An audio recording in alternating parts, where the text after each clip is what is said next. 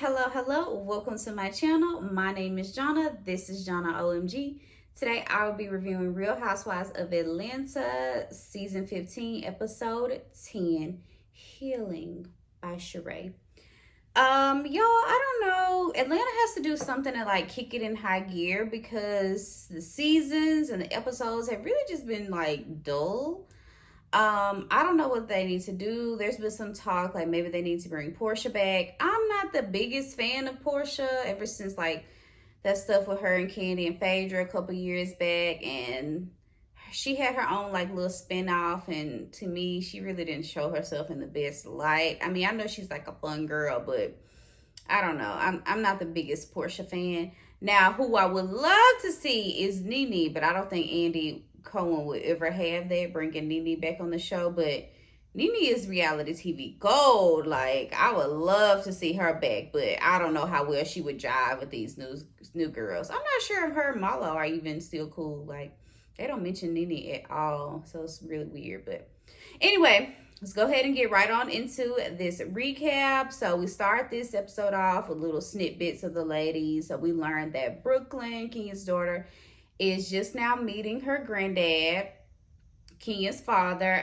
She was so excited, y'all. Brooklyn is the cutest to me. She is the cutest little girl. She always has a smile on her face. Like, she was so excited to meet her granddad. She gave him a big hug. It was a really cute moment to me. So Ralph apparently wants to throw a brunch for all the ladies before they go on their Portugal trip that Sheree is hosting. I really don't understand why. Sometimes I just feel like Ralph likes the TV more than Drew at this point, because I don't understand why he's trying to host a brunch. So I guess maybe he wants to hang out with the guys. That's the only thing I can really think of, but I just don't put kind gesture and Ralph in the same sentence. Well, I guess I just did, but you know what I mean. So all the ladies are coming in, and Courtney invited her baby daddy. You know, he was on the movie Beauty Shop with Queen Latifah. He was the one that had the cornrows to the back that was dating the little white girl. That's him. So Candy knows him and Kenya knows him. I don't know how Candy knows him. I guess just from the industry. Kenya actually did a movie with him. I'm not sure what movie. So Marlo walks in with her new boo, Scott Lee. So, okay, some of the girls was like, oh, who is this, Marlo? But some of the girls, like Kenya, Monyetta, and Candy, they didn't give a darn. Didn't care one bit. And I was actually shocked to see Scott Lee so soon. Like, they just had their one date, I guess. Of course, I know some time has passed since that one date, but I was surprised to see him so soon again. I was like, maybe they should have went on the second date first before he like came around everybody. But I guess they're hitting things off, so we'll see. So all the men are like prepping the brunch food for the ladies. So all in all, we have men-wise Scott Lee, Ralph, who else? Ross, Todd, Monyetta's husband, his name, I can't think his name, and then Courtney's baby daddy. So Roy, Kenya's, new boo, he wasn't able to join. Kenya said he had to work, but he ends up calling her on FaceTime. So she was like halfway trying to introduce him to the ladies. I said induce. She was halfway trying to introduce him to the ladies, like, hey, here's showing them, the camera, like, here's everybody, whatever. And then here goes Marlo. Is that Roy? First of all, I don't know how Marlo really caught a good glimpse of his face, how fast Kenya was turning that camera around. Like, I don't know. I guess she probably knew that they were already dating from somebody. So anyway, she was like, is that Roy? And of course, the first thing she comes into mind, yeah, I used to date him. And I was like, to me, it was a messy moment. Because you and Kenya are not like that. Like, y'all are not cool. So, like, for you to blurt out in front of everybody that you used to date her now man, girl, you was trying to be messy. You was trying to get on Kenya's bad side, which I don't know why you would want to, but here you are again, trying to do some messy stuff to Kenya. And I wish Kenya would have paid Marlo dust. Like, she probably shouldn't have said anything to her. Well, I don't know, because maybe that would have looked like, came across that she looks bothered or seemed pressed by the issue. She didn't say anything. But anyway, so she was basically like, okay, well, that second date didn't go well. We later learned that Roy did end up telling Kenya beforehand that he had, a date with Marlo in the past or years ago, however long. But anyway, so Sheree asked Drew. So of course Drew had a chef, which Drew has a lot of people that work for her. She has like 15 assistants, 7 chefs, 7 babysitters. Like, she got a lot of people that work for her. Like, it's too many people that are always around Drew. Like, she needs to tighten up her circle a little bit anyway. So Sheree was like, are you gonna pay the man? Are you gonna pay the chef, Drew? So apparently Drew has a lawsuit out with some lady that like wanted to cook food for her and her family, and the food wasn't good. Apparently had hair in it and all that kind of stuff. And now the lady's like suing Drew. I'm not sure what she's suing her for. Like, not sure if she's suing. I mean, maybe defamation or unpaid food or whatever. But Drew said it's like totaling up to just like $1,000 that she's suing her for. Like, girl, just pay that money and go on about your business. Like, you ain't got time for these petty lawsuits. Like, girl, no. But Sheree was messy because she's like, you gonna pay that people? I'm like, Sheree, I know you're not talking. I know you are not talking, Sheree. As much news as came out about you not paying people and your cheap self. You was just cheap last episode or a couple episodes ago, asking the lady in your warehouse if they could steam for free. No. So, girl, Sheree, pipe down now. You the one who don't be paying people. So the girls are headed to Portugal for their healing. All I can say is good luck. I just hope everybody seems to be like getting along right now, but we'll see. I hope it lasts. So they arrive at the W. It looks great. This is what I like to see. Like, I want to see the money. That is why I watch Real Housewives. I want to see the luxury, the lives of the luxury. That's what I want to see. I want to see the money. So the hotel was really, really beautiful. So the girls were like kikiing in the hotel lobby, getting a little bite to eat. Child, we learned that Ralph is Ralph is on Vegas for a work trip. So Drew says, but honestly, Drew probably don't know why that man in Vegas. He could tell her anything and she gonna believe it. Anyway, so apparently he's auditioning for Chocolate City, which is like a black male strip club. And I'm like, girl, did you not know what Chocolate City was before you was like saying that out loud? Like, you want your husband to be a stripper? And like, what? Drew and Ralph are really weird to me. Like, I don't believe anything they say ever. I don't believe anything that comes out of Ralph's mouth. I don't believe anything Drew says. They're not believable. They're not lovey-dovey. I just don't see. She say they have chemistry, but I really don't see it. They feel so awkward to me. Like, I really feel like Drew is scared of Ralph. So anything he tells her, she gonna fly with it. But what were you doing in Tampa, Ralph Pittman Jr.?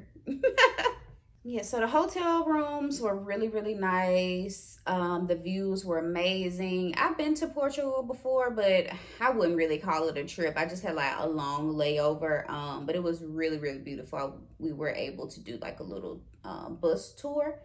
So yeah, I think I was on my way to Spain, which is right next to Portugal, Kenya. So Sonia and Marlo are talking about Roy. Roy apparently had slid into Marlo's DMs around the time when they had went on an actual date. And they're saying that Kenya didn't bring up Roy sliding in Marlo's DMs, but she brought up Martell sliding in her DMs. Here's the thing.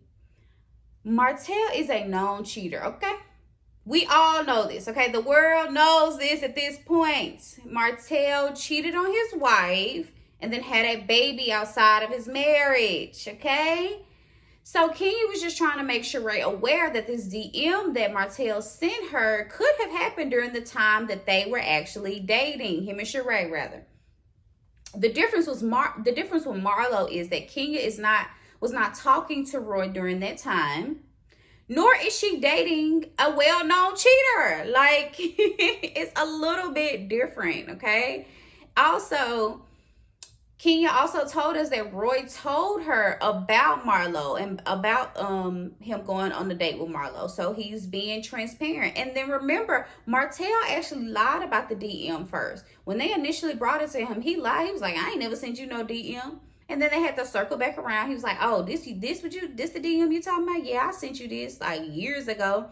But remember, there was a deleted DM. Okay, I'm trying to figure out why everybody forgetting that. Okay, when Kenya had accepted that message to the DM, there was a deleted message. Martell deleted something, so that could have been around the time that he had been dating Sheree. Even if he wasn't dating Sheree, he could have sent that girl that message. He said it was 2 years ago. He probably was married 2 years ago. So either way, Martell is a sleazeball. Sorry. That's the difference. They're trying to figure out, well, what's the difference when Roy slid in Marlo's DM? Okay, Roy also told Kenya about sliding in Marlo's DM in the date with Marlo. Martell didn't say nothing to Sheree. So, sorry, okay, he's not trustworthy.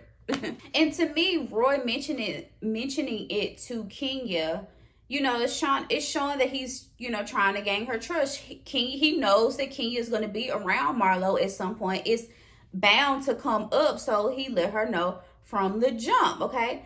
I'm not sure how Martell is gaining Sheree's trust because he's actively trying to get his wife back on his own show, Love and Marriage Huntsville. So, I don't know what Sheree think her Martell got going on. That's why I feel like they probably have an understanding or something. Like, let's just have some exposure on each other's shows and like pretend that we're dating, because he is actively trying to get Mel back on his own show. So, not sure what he's feeding Sheree. I'm not sure.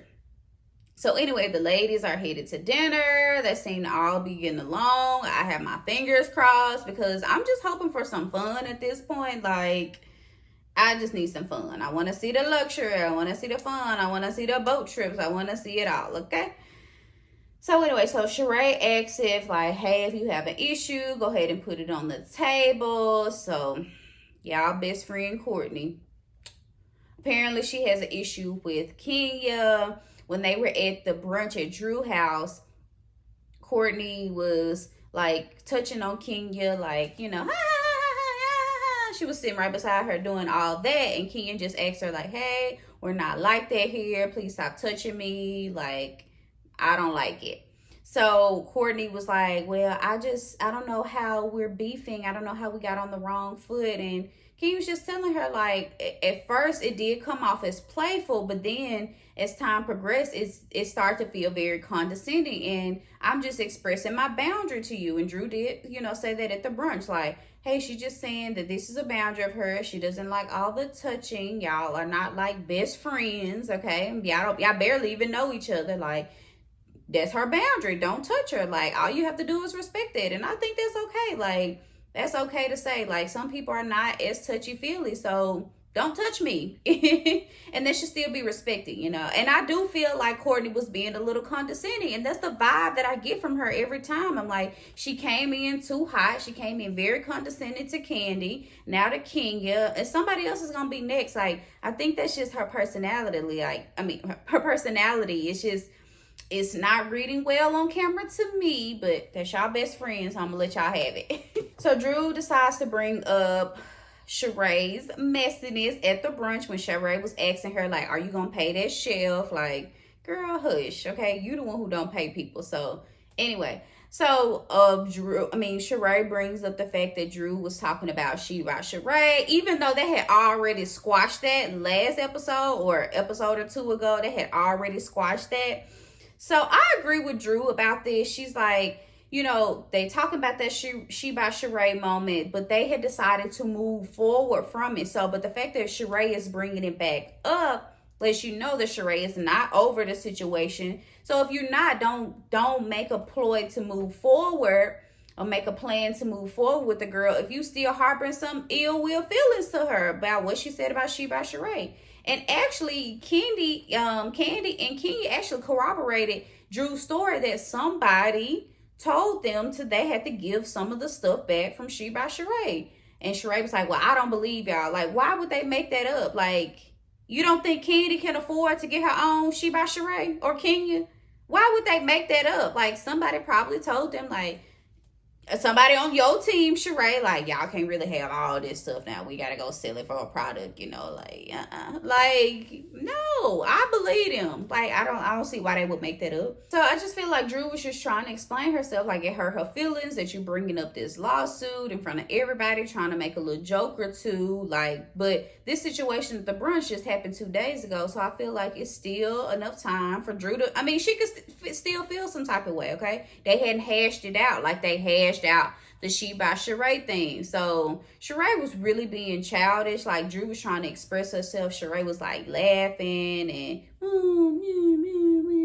and just like back talking everything Drew was saying. Like, it was just like, girl, you're like the oldest in the group right now. Like, you are acting very childish. So it was really weird. I was on Drew's side in that case, which I'm usually not on Drew's side. But I understood where she was coming from. Like, we move forward from this situation, but you bringing it back up as I'm trying to explain the problem that I had with you now in this moment. Like, let me get my feelings out first. And if you still have a grievance, okay, we can hash it out again if you want to, but let me get my grievance out first instead of you trying to fight back with me. So Drew storms off. She's crying. You know, all the girls are telling Sheree, like, you need to make right. Basically, I think everybody knew, like, Sheree was in the wrong. She was being real childish. And I'm like, girl, this your trip. I thought it was about healing. And you can't even forgive Drew about stating a fact, which other ladies have also stated that same fact, that somebody took the She by Sheree merchandise back from them. Like, you have 3 people saying it and you still don't believe it. Like, anyway, that was it. These episodes are still, there's just a missing piece. I'm not sure what it is. I don't know who needs to come back. I don't know what they need to do to switch up the cast. I'm just not sure. It's a missing piece. Everything is just feeling kind of dull and dragging to me. So I don't know. I rate this episode, I give it a 4. It was a step up from last week for sure, but I just give it a 4. It wasn't that great. But how are y'all feeling about Real Housewives of New York? Please comment down below if you plan on watching Real Housewives of New York. I think I want to tune into it. I've been liking the little like previews, so I'm really thinking it may be something I want to do. I want to see the luxury, so hopefully I can get that from New York. I get it from Beverly Hills. Can't wait for them to come back out. And I get the drama from Potomac, even though it makes my head hurt. But Atlanta is missing something, y'all. What do y'all think it is? Does Nene need to come back? Portia? What do y'all think? Comment down below. Let's chat. Thank you so much for tuning in. Make sure you like, comment, and subscribe. And I'll see you back here next week.